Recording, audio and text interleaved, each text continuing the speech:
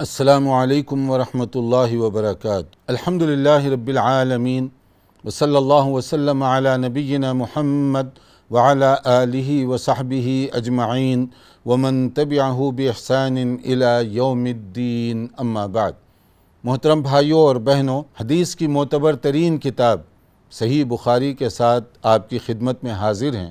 اس programme کے ذریعے سے کوشش کی جا رہی ہے کہ حدیث کی یہ جو معتبر اور مشہور ترین کتاب ہے اس کا ترتیب سے مطالعہ اور ہر باب میں پائی جانے والی احادیث کا خلاصہ پیش کیا جائے، تاکہ کم سے کم وقت میں آپ حدیث کی صحیح ترین معلومات حاصل کر سکیں۔ اس سے پہلے علم اور حصول علم کے مقام اور اس کی فضیلت کا ذکر کیا جا چکا ہے کہ رسول اکرم صلی اللہ علیہ وسلم نے علم حاصل کرنے کی کتنی ترغیب دی، بلکہ آپ نے یہاں تک کہا طلب العلم فریضۃ علی کل مسلم، ہر مسلمان کے لیے چاہے مرد ہو یا عورت ہو، میل یا فیمیل، دونوں کے لیے علم حاصل کرنا ضروری ہے۔ یہ علم کون سا ہے جو فرض ہے؟ ظاہر ہے ہر مسلمان میڈیکل ڈاکٹر تو نہیں بن سکتا، نہ ہر ایک سائنٹسٹ بن سکتا ہے، نہ سبھی انجینئر بن سکتے ہیں۔ تو یہ کون سا علم ہے جو ہر ایک پر فرض ہے؟ یہ دین کا علم ہے۔ عقیدے کی بنیادی باتیں اور عبادات وغیرہ روزانہ کے یومیہ جو مسلمان ہونے کے لیے ضروری مسائل ہیں وہ ہمیں بتا سکے، کیونکہ یہ سب کے لیے ضروری ہیں۔ کیا ڈاکٹر، کیا انجینئر، کیا سائنٹسٹ، وضو کرنا سب کے لیے ضروری ہے، نماز سب پر فرض ہے، دن میں 5 مرتبہ نماز دہرانی ضروری ہے۔ یہاں علم سے مراد جو کہ فرض کے درجے میں ہے وہ علم شرعی، اور اس کے بعد اسپیشلائزیشن کا مسئلہ ہے، چاہے کوئی بعد میں ڈاکٹر بنے، کوئی انجینئر بنے، کوئی مفتی بنے، کوئی مفسر بنے، یہ اپنے اپنے ذوق اور شوق کی بات۔ مگر یہاں علم، اس کی جو اہمیت بتائی جا رہی ہے اس کو آپ سمجھ سکتے ہیں۔ اور رسول اکرم صلی اللہ علیہ وسلم نے قیامت کی کچھ نشانیاں جو بتائیں، ان میں سے ایک نشانی جو آپ نے بتائی، قیامت سے پہلے ان یرفع العلم، اس کا شارٹیج ہو جائے گا، علماء کا شارٹیج، قحط الرجال، کہ دیکھنے میں پرنٹنگ پریس کی کثرت ہے، سوشل میڈیا کے ذریعے پیغام رسانی کا سلسلہ عام ہے، کتابیں لکھی جا رہی ہیں، مگر نبی صلی اللہ علیہ وسلم نے فرمایا قیامت سے پہلے علم، حقیقی نالج کی کمی ہوگی۔ آپ دیکھ لیجئے چاروں طرف، آپ کے ارد گرد میں دیکھ لیجئے، بہت سارے ایسے عصر حاضر کے سلگتے ہوئے موضوع ہیں، برننگ ایشوز، جن میں صحیح رہنمائی کرنے والے دنیا میں بہت گنے چنے علماء آپ کو دکھائی دیں گے، جو شرعی علوم کو بھی سمجھتے ہوں اور عصر حاضر کے تقاضوں سے بھی واقف ہوں۔ بہت کم آپ کو دکھائی دیں گے ایسے علماء ربانی۔ اسی لیے نبی صلی اللہ علیہ وسلم نے جو یہ بات فرمائی، اس کو آپ ذرا توجہ سے سمجھیے کہ قیامت سے پہلے حقیقی علم کی کمی ہو جائے گی، علماء ربانی کا شارٹیج ہو جائے گا۔ اسی طرح علم حاصل کرتے ہوئے لوگ جو محنت اور کوشش کریں گے، اس کے بارے میں جو اس سے پہلے بھی بات بتائی جا چکی ہے کہ جو راستہ وہ طے کر رہے ہیں، چاہے خشکی راستہ ہو، سمندری راستہ ہو، وہ ان کے لیے باعث اجر و ثواب ہے۔ اب آپ دیکھیے حضرت ابو ایوب انصاری، صحابی رسول صلی اللہ علیہ وسلم، میزبان خاص مدینہ منورہ میں نبی صلی اللہ علیہ وسلم کے، ایک حدیث لینے کے لیے مدینہ منورہ سے مصر کا سفر کر کے گئے تھے۔ یہ وہ لوگ ہیں جنہیں معلوم تھا علم کی قدر کیا ہے، اور وہ وہاں تک کا سفر کر کے گئے۔ اور کتنے ایسے بعض صحابہ ہیں جو کہاں مدینہ منورہ اور کہاں پر عراق یا شام یا اس سے متعلقہ علاقے، اس سے متصل جگہیں، وہاں پر جایا کرتے تھے۔ اور بہت سارے محدثین کو آپ دیکھیے، کتنا دور دراز کا سفر، چاہے وہ صحرا ہو، پہاڑ ہوں، کس طرح سے صعوبتیں اٹھاتے ہوئے علم کے شوق میں وہ وہاں تک پہنچا کرتے تھے، اور اس کے لیے وہ کیا کیا محنت اور کوشش کرتے تھے۔ یہ کیوں کرتے تھے؟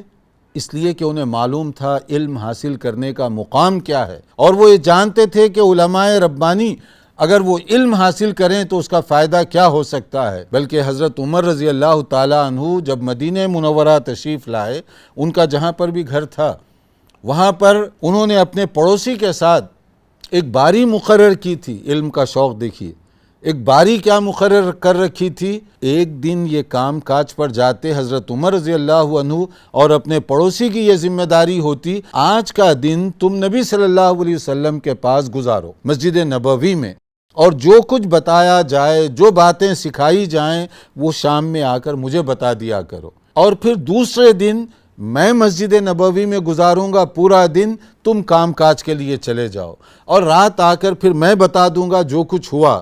اس طرح سے ہم جو دنیاوی تقاضے ہیں، یعنی مطلب محنت مزدوری، کام وغیرہ، کمائی، یہ بھی ہم کر سکیں گے، اور دین کا علم بھی حاصل ہوتا رہے گا، محروم نہیں ہوں گے۔ لیکن دونوں ایک ہی وقت میں مارکیٹ چلے گئے، دونوں کاروبار کرنے کے لیے چلے گئے، تو اس دن جو نبی صلی اللہ علیہ وسلم باتیں بتائیں گے، ہم تک پہنچتے پہنچتے تاخیر ہو جائے گی۔ تو اس لیے اس کو کنٹرول کرنے کا طریقہ یہ ہے کہ باری مقرر کر لیتے ہیں، ایک دن کاروبار کے لیے تم جاؤ، کماؤ، اس دن میں علم حاصل کروں گا اور رات میں تمہیں وہ بتا دوں گا، دوسرے دن تم علم حاصل کرو، میں کماؤں گا، کیونکہ یہ بیوی بچوں کی جو ذمہ داریاں ہیں اس کو بھی ادا کرنا ہمارے لیے ضروری ہے۔ تو اس سے معلوم کیا ہو رہا ہے، صحابہ کرام میں اتنا شوق تھا کہ علم حاصل کرنے کے لیے وہ باری مقرر کریں۔ اور مشہور صحابی حضرت ابو ہریرہ رضی اللہ تعالیٰ عنہ، جو راوی حدیث بہت کثرت کے ساتھ ان کی روایات ہیں، وہ بیان کرتے ہیں کہ میں مدینہ منورہ میں کاروبار وغیرہ کی طرف توجہ نہیں دیتا تھا، میرا تقریباً وقت نبی صلی اللہ علیہ وسلم کے ساتھ آپ کی مسجد میں گزرتا تھا، اور کبھی کبھی تو بھوک کی شدت سے حالت یہ ہو جاتی تھی جیسے بہت شدید آدمی بھوکا ہو تو نڈھال ہو جاتا ہے۔ تو اسی طرح حضرت ابو ہریرہ رضی اللہ عنہ پر کبھی یہ دورہ پڑتا تھا، اس لیے کہ وہ علم حاصل کرنا چاہتے تھے اور نبی صلی اللہ علیہ وسلم سے زیادہ معلومات لینا چاہتے تھے، اس کے لیے وہ کاروبار وغیرہ ساری چیزوں کو انہوں نے چھوڑ دیا تھا، چاہے دنیا روکھی سوکھی کیسی بھی گزر جائے، مگر علم کے حاصل کرنے میں کوئی کمی نہ ہونے پائے۔ نتیجہ کیا ہوا؟ اللہ تعالیٰ نے ان کو اتنا علم حدیث کا اتنا عطا فرمایا کہ صحابہ کرام میں وہ اسپیشلسٹ تھے حدیث کے، صحابہ کرام میں ان کا ایک خاص مقام اس کے لیے رکھا گیا تھا۔ تو اس سے بھی آپ سمجھیں کہ بعض صحابہ کے اندر علم حاصل کرنے کا شوق کس درجے کا تھا۔ اسی طرح سے بعض خواتین جن کا یہاں پر ذکر کوئی اور انداز سے بھی کیا گیا کہ نبی کریم صلی اللہ علیہ وسلم کی موجودگی میں اگر بعض خواتین محسوس کرتیں کہ ہم دین کا کچھ معلومات لینا چاہتے ہیں لیکن مرد حضرات کی وجہ سے ہم آگے نہیں بڑھ سکتے، تو بعض خواتین نے اپنی نمائندگی کے لیے کسی کو بھیجا تاکہ وہ گفتگو کریں نبی صلی اللہ علیہ وسلم سے کہ آپ کے اطراف میں مرد حضرات ہوتے ہیں، ہم دین کی باتیں آپ سے کیسے معلوم کریں۔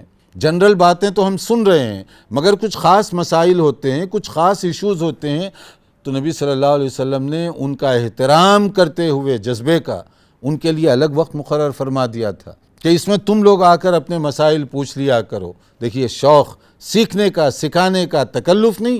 صحابہ کرام کو کہہ رہے ہیں کہ مرد حضرات ذرا پیچھے ہٹ جائیں، دور ہٹ جائیں، تاکہ ہم بھی یہ برکت حاصل کر سکیں۔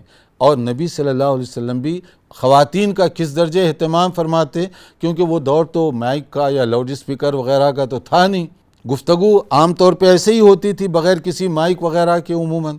تو کبھی آپ جیسے بڑا اجتماع ہوتا عیدین وغیرہ کا تو آپ خطبہ ارشاد فرماتے، اور خطبہ دینے کے بعد کبھی ایسے بھی ہوا کہ خواتین چونکہ پیچھے بیٹھا کرتی تھیں، ان تک پوری آواز پہنچی یا نہ پہنچی، اس کے لیے آپ الگ سے جا کر ان کے قریب ٹھہر کر پھر انہیں واعظ و نصیحت فرمایا کرتے تھے۔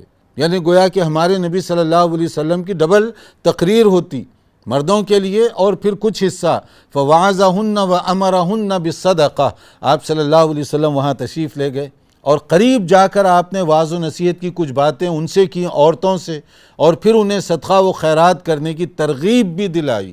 تو اس سے معلوم یہ ہوا کہ عورتوں میں بھی شوق تھا، وہ بھی معلوم کرنے کے لیے آیا کرتیں، اور ادھر نبی صلی اللہ علیہ وسلم بھی ان کے جذبات کا احترام کرتے ہوئے کبھی مجمع زیادہ ہوتا تو آپ دوبارہ ان کے قریب پہنچ کر گفتگو فرمایا کرتے تھے۔ یعنی یہاں دونوں کی طرف سے سیکھنے اور سکھانے کا جو شوق ہے، جو جذبہ ہے، وہ ساری چیزیں آپ اس کے ذریعے سے سمجھ سکتے ہیں۔ اور ایسے ہی نبی صلی اللہ علیہ وسلم کی مجلس میں جو مختلف لوگ مختلف انداز سے سوال وغیرہ کیا کرتے تھے، اگر کوئی سوال اس طرح کا ہوتا جو بے معنی اور بے مقصد قسم کا ہوتا تو عام طور پر نبی صلی اللہ علیہ وسلم اس کو پسند نہیں فرمایا کرتے تھے، تاکہ لوگ جو سیکھنے کے لیے آئے ہیں، جو دین سمجھنے کے لیے آئے ہیں، انہیں اس کی وجہ سے کوئی تکلیف وغیرہ نہ ہونے پائے، اور ایسے ہی کسی مقصد کے لیے پوچھنا چاہتے ہیں، باقاعدہ معلومات کرنا چاہتے ہیں، ان کی آپ حوصلہ افزائی بھی فرماتے۔ جیسے حضرت ابو ہریرہ رضی اللہ عنہ ایک موقع پر انہوں نے کہا، اے اللہ کے نبی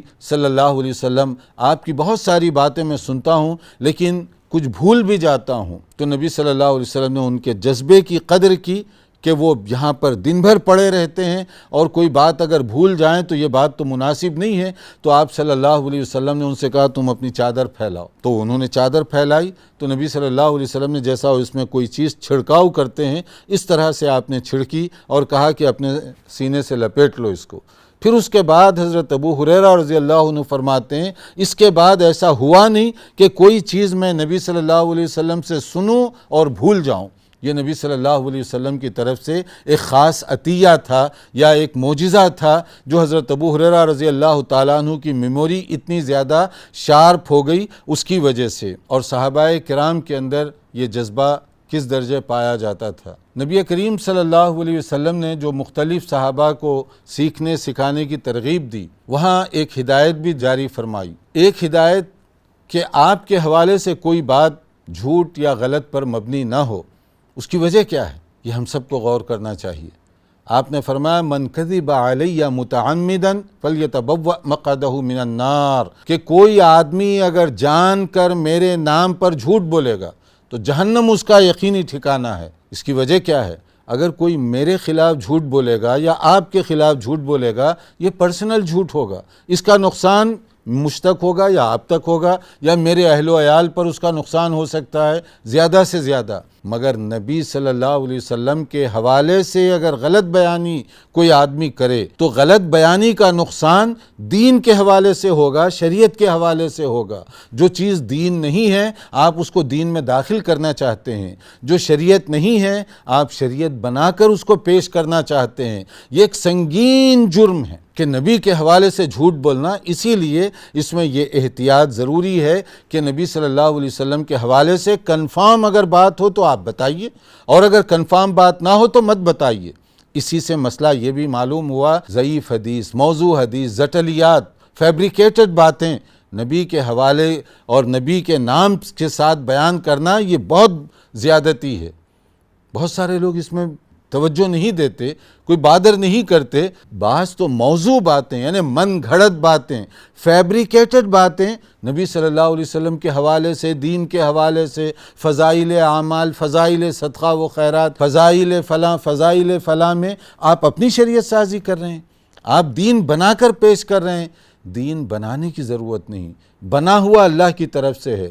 میں اور آپ پابند ہیں کہ وہ بنا ہوا دین اس کو ایز اٹ از پہنچائیں۔ جو چیز دین کی ہے وہ قرآن میں ہوگی یا حدیث میں ہوگی، اگر قرآن و حدیث میں نہیں تو وہ دین کی چیز نہیں ہے۔ آپ دین بنا کر مت پیش کریں۔ نبی صلی اللہ علیہ وسلم نے ان کے لیے یہ وارننگ دی ہے کہ جو لوگ جان کر جھوٹ بولیں گے وہ جہنم میں اپنا ٹھکانہ بنائیں۔ اور پھر اس کے برعکس جو سچی بات سنے اور یاد کرے، اس کی شان اور اس کے رتبے کے میں نبی صلی اللہ علیہ وسلم نے ارشاد فرمایا، نظر اللہ امرأ سمع مقالتی فوعاها فأداها كما سمعها۔ اللہ اس آدمی کو تر و تازہ رکھے، خوش رکھے جو میری بات سنے، یاد رکھے اور اس کو بلا کم و کاس دوسروں تک پہنچائے۔ دیکھیے یہ دونوں باتیں ذہن میں رکھیے، جو بات نبی صلی اللہ علیہ وسلم کی کنفرم ہو، اتھینٹک سورس سے، صحیح احادیث سے معلوم ہو، جیسے صحیح بخاری جس کے درس کا یہ سلسلہ ہے، اگر اس کے اندر کوئی بات ہو تو اس کا مطلب ہے کہ وہ کنفرم ہے کہ واقعی نبی صلی اللہ علیہ وسلم نے فرمایا، اسی حوالے سے آپ یہ بات نقل کرتے ہیں، تو اس کے لیے کہا گیا کہ اللہ تعالیٰ دعا کی گئی ایسے آدمی کے لیے، اللہ اس آدمی کو تر و تازہ رکھے، شاداب رکھے، خوشحال رکھے، جو میری بات سنتا ہے اور آگے دوسروں تک پہنچانے کی وہ کوشش کر رہا ہے، تو دونوں کی اس کے اندر جو اہمیت ہے اور دونوں کی جو فضیلت ہے وہ سمجھی جا سکتی ہے۔ یہی سبب تھا کہ صحابہ کے ذریعے سے نبی کے اقوال، نبی کے فرامین، نبی کریم صلی اللہ علیہ وسلم کے ارشادات تابعین تک پہنچے، تابعین سے پھر اتباع تک پہنچے، پھر اس کے بعد محدثین اور فقہاء کا جو زمانہ آیا، یہ سلسلہ اسی طرح سے چلتا گیا۔ تو وہ لوگ کوشش کرتے رہے کہ جو چیز کنفرم ہے اسی کے ذریعے سے لوگوں تک وہ بات پہنچائی جائے۔ اب اس کے بعد میں ایک اور چیز جو تعلیم وغیرہ کے بارے ہی میں یہاں پر ایک اور بات ہے کہ کبھی کبھی کامیاب ٹیچر، اس کے اندر ہم نے جو باتیں بتائیں وہ بھی ذہن میں رکھیے۔ کبھی بعض اوقات اسٹوڈنٹس کو دیکھ کر بات کرنے کی ضرورت پیش آتی ہے۔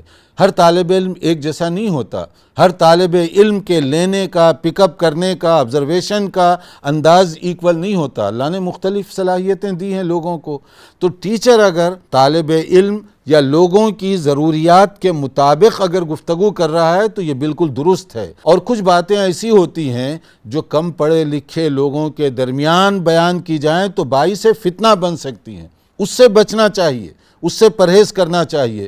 یعنی آپ کوئی نئے بعض وقت ہوتے ہیں ایسے لوگ جو کبھی ایک دم حدیث کی کوئی کتاب پڑھ لی، سمجھتے تو کم ہیں، اب وہ ایک آدھ چیز کہیں سے پڑھ لی، سمجھتے ہیں کہ ہم میں بہت کچھ علم آ گیا، اور وہ جا کر ایسے لوگوں کے سامنے بات کریں گے جنہیں اصطلاحات کا کوئی اندازہ نہیں، نہ اس کا بیک گراؤنڈ سمجھتے ہیں، تو آپ ان کو فتنے میں مبتلا کر رہے ہیں۔ جیسے کچھ لوگ ہیں، اب جا کر ایک عام دیہاتی آدمی سے، گھریلو خواتین سے آپ کہہ رہے ہیں یہ حدیث ضعیف ہے، تو وہ سمجھیں کتنا گستاخ آدمی ہے، نبی کی بات کو ضعیف کہہ رہا ہے۔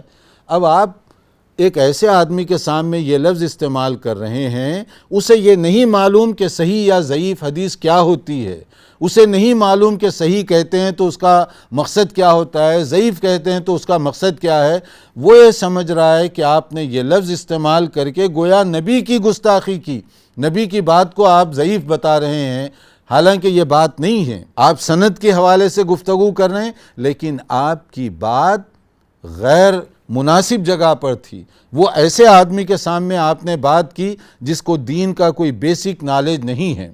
اسی طرح بعض مسائل ہوتے ہیں جو موقع محل کی نزاکت کو سامنے رکھتے ہوئے کہنے کی ضرورت ہے۔ اب یہاں پر بعض خطیب حضرات جمعہ کا خطبہ دے رہے ہیں، اب انہیں خود نہیں معلوم کہ ہم کس کے سامنے گفتگو کر رہے ہیں، کیا بات کرنے کی ہے۔ کچھ باتوں کا تعلق انتظامیہ کے ساتھ ہے، کچھ باتوں کا تعلق عوام کے ساتھ ہے، کچھ باتوں کا تعلق پڑھے لکھے لوگوں کے ساتھ ہے۔ آدمی کو چاہیے کہ جہاں گفتگو کر رہا ہو اور جو آڈینس اس کے سامنے ہو ان کا بھی خیال رکھتے ہوئے مسائل بیان کرے، ورنہ آپ بات تو ٹھیک کر رہے ہیں لیکن موقع محل کا غلط استعمال کرنے کی وجہ سے وہ بات باعث فتنہ بن سکتی ہے۔ آپ گویا کہ جھگڑا کروا رہے ہیں مسجد کمیٹی کے درمیان، لوگوں کے درمیان، یا پڑھے لکھے لوگ اور عوام کے درمیان ایک جھگڑا پیدا کروا رہے ہیں آپ۔ تو دیکھیے نبی صلی اللہ علیہ وسلم اس وقت صحابہ کرام کے زمانے میں یہ آپ نے اسلوب اختیار کیا۔ ایک مشہور صحابی ہیں، نبی صلی اللہ علیہ وسلم کے ساتھ وہ ایک موقع پر جا رہے تھے، حضرت معاذ رضی اللہ عنہ۔ آپ نے ان کو ایک خاص بات بتائی، اب دین کا علم ہے لیکن ان کو آپ بتا رہے ہیں، اور بتانے کے بعد حضرت معاذ رضی اللہ تعالی عنہ اس کو دوسروں تک نہیں بتائے، بلکہ انہوں نے کہا کہ یہ بات ایسی ہے کہ لوگ پھر اس کے اوپر بھروسہ کر کے عمل کرنا وغیرہ سب چھوڑ دیں گے۔ یعنی مسئلہ یہ تھا کہ کوئی لا الہ الا اللہ کہے گا تو جہنم کی آگ سے اس کو اللہ تعالیٰ محفوظ فرمائے گا۔ اس کا اپنا ایک بیک گراؤنڈ ہے، اس پس منظر کے بغیر کوئی صرف اتنی بات سنائے لوگ عمل کرنا چھوڑ دیں گے، پھر عمل کرنے کی کیا ضرورت ہے؟ جہنم کی آگ سے اگر ہمیں ویسے ہی نجات مل رہی ہے تو لا الہ الا اللہ پڑھ لیجئے اور اس کے بعد اپنی جیسے چاہے زندگی گزاریں۔ ایک فتنے میں مبتلا ہونے کا خطرہ تھا، اسی لیے آپ نے حضرت معاذ کو یہ بات فرمائی، اور حضرت معاذ رضی اللہ عنہ آخری اس میں بہت زمانے کے بعد دوسروں تک یہ بات آپ نے پہنچائی، مگر اس موقع پر نہیں۔ تو اس کا معنی یہ ہوا کہ اگر معلم یہ سمجھتا ہے کہ یہ خاص مسئلہ ہے، یہ ایسے لوگوں کے درمیان کیا جا سکتا ہے، تو ان کے لیے وہ خاص بات بتائی جا سکتی ہے، اس پر ڈسکس کر سکتے ہیں آپ۔ لیکن عوام کی مجلس میں جب آئیں، عوام کا خیال رکھیے، عوام کون سی چیز کو سن سکتے ہیں، کتنا سمجھ سکتے ہیں۔ اگر آپ اسی انداز سے ان کے سامنے گفتگو کریں گے تو یقیناً آپ کی جو گفتگو ہے اس گفتگو کا بہت زیادہ فائدہ ہو سکتا ہے۔ ایک اور مسئلہ اس میں کہ کبھی کبھی ایسے ہوتا ہے کہ لوگ سوال نہیں کرتے تو معلم خود، استاذ خود اپنی طرف سے وہ مسئلہ ان کے سامنے پیش کر سکتا ہے. یہ نہیں کہ سوال کیا جائے تو ہی آپ جواب دیں. ضرورت محسوس ہو رہی ہے، لوگ پوچھ نہیں رہے، مگر آپ بتا دیجئے ان کو جو دین کا مسئلہ ہے اور آپ بتانا چاہتے ہیں، بتا دیجئے. ایک اور بات اس میں یہ ہے کہ پوچھنے والا کبھی ایک سوال کرتا ہے، مگر موقع محل کی مناسبت سے جواب دینے والا اضافی باتیں بھی بتا سکتا ہے. جتنا سوال کیا گیا اتنا جواب نہیں، ایکسٹرا جواب بھی ہو سکتا ہے دین کے مسئلے میں.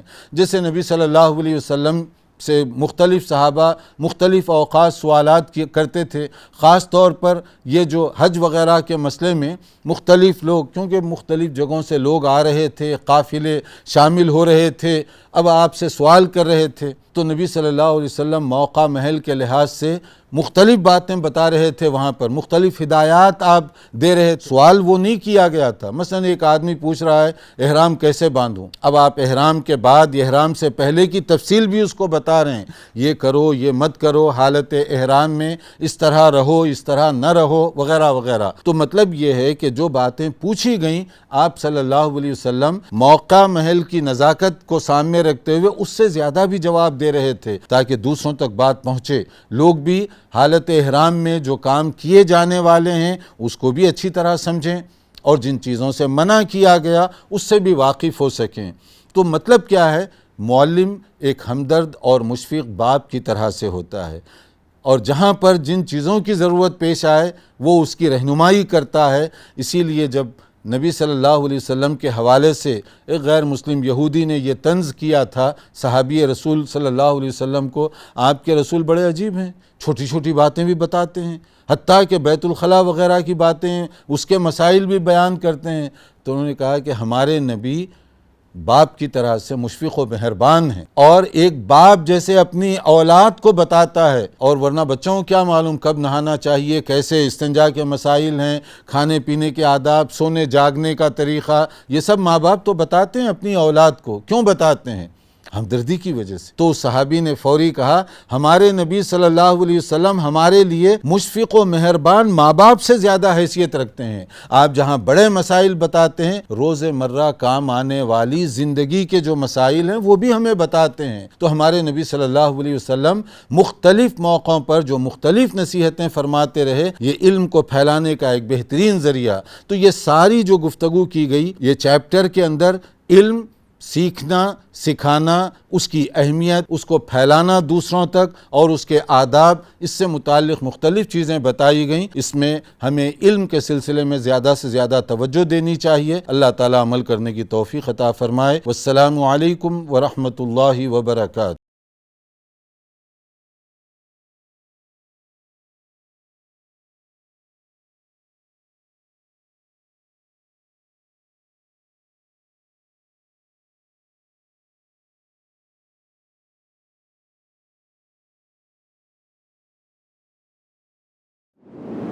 مرسی ٹی وی کے مزید ویڈیوز کے لیے ہمارے چینل کو سبسکرائب کریں اور بیل آئیکن کو کلک کرنا نہ بھولیں. جزاک اللہ خیر. مرسی ٹی وی، پیغام رحمت.